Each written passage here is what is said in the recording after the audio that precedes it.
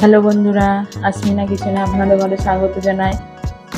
আবার একটা নতুন ভিডিওতে নতুন রেসিপি নিয়ে চলে এলাম। আজকের রেসিপিতে আমি খুবই সহজ পদ্ধতিতে বানাবো ফুটির শরবত। এটাও এক ধরনের ফুটি, পশ্চিমবাংলার ফুটিগুলো একটু দেখতে আলাদা হয়, এটা তামিলনাড়ুর ফুটি এরকম ধরনের। আমি ফুটির শরবতটা কীভাবে বানাই আপনারা পুরো ভিডিওটা দেখতে থাকুন।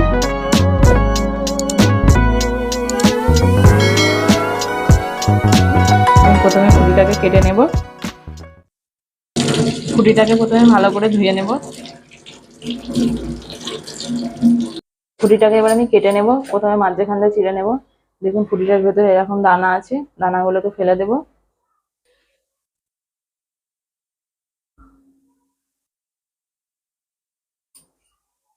ফুটির গায়ে যে খোলাগুলো আছে, খোলাগুলো ভালো করে একটু ছাড়িয়ে নেব। একটু মোটা করেই ছাড়াতে হবে, এইভাবে ছাড়িয়ে নেব।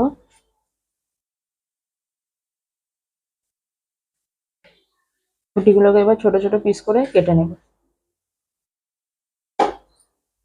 এই ফুটির শরবত খেলে শরীরের পক্ষে খুবই ভালো গরমে।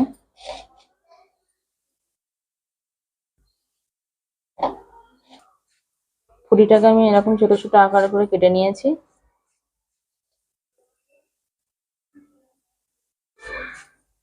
ফুটিটাকে আমি এরকম ছোট ছোট আকারে কেটে নিয়েছি পুরোটাই। এবার আমি ফুটির শরবতটা বানিয়ে নেব। ফুটির শরবতটাকে আমি খুবই সহজ পদ্ধতিতে বানাবো, যে কেউই বানাতে পারবে। অল্প সময়ের মধ্যে আমি বানিয়ে নেব এবার ফুটির শরবতটাকে। ফুটির শরবতটা বানানোর জন্য আমি এখানে মিক্সিং জার নিয়েছি একটা। মিক্সিং জারের মধ্যে কাটা ফুটির টুকরোগুলো দিয়ে দেব।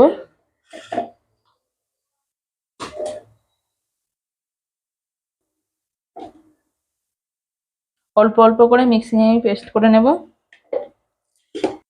অল্প পরিমাণে ঠান্ডা পানি দিয়ে দেব, দিয়ে মিক্স পেস্ট করে নেব ফুটিটাকে। আমি খুব ভালো করে আমি পেস্ট করে নিয়েছি। এখানে আমি একটা বড় ছাঁকনি নিয়ে নিয়েছি, ছাঁকনির উপর এই পেস্টটাকে ঢেলে দেবো ফুটির, দিয়ে ভালো করে ছেঁকে নেব এইভাবে চামচে করে নেড়ে নেড়ে।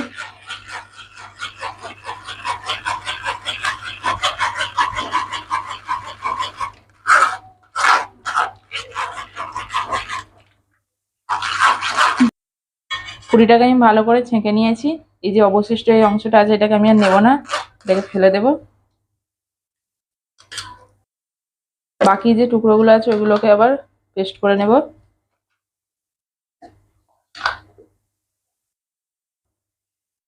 বাকি টুকরোগুলোকেও ভালো করে পেস্ট করে নিয়েছি, আবার একই পদ্ধতিতে ছেঁকে নেব।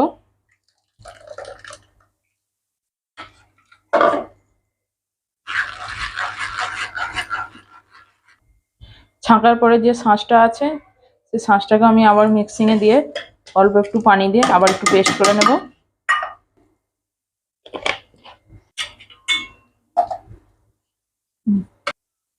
এখানে আমি আখের গুড় নিয়ে নিয়েছি, এক বাটির একটু কম।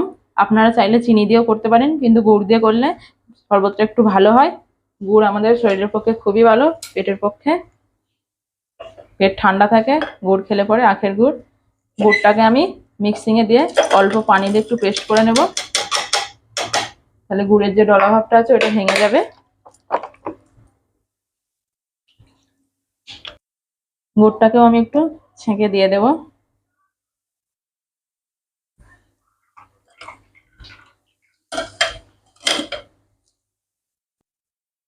দিয়ে দেবো সামান্য পরিমাণে নুন,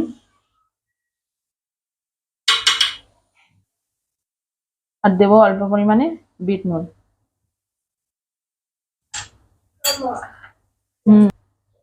এবার অল্প পরিমাণে ঠান্ডা পানি মিশিয়ে দেব, নাহলে খুব গাঢ় হয়ে যাবে।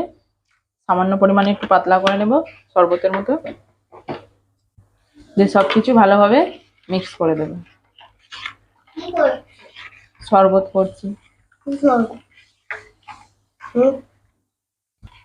সবকিছু ভালোভাবে মিক্স করে দিয়েছি।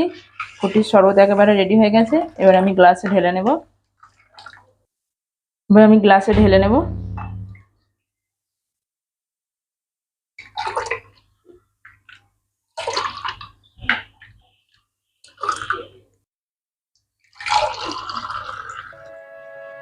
ফুটির শরবত একেবারে রেডি হয়ে গেছে।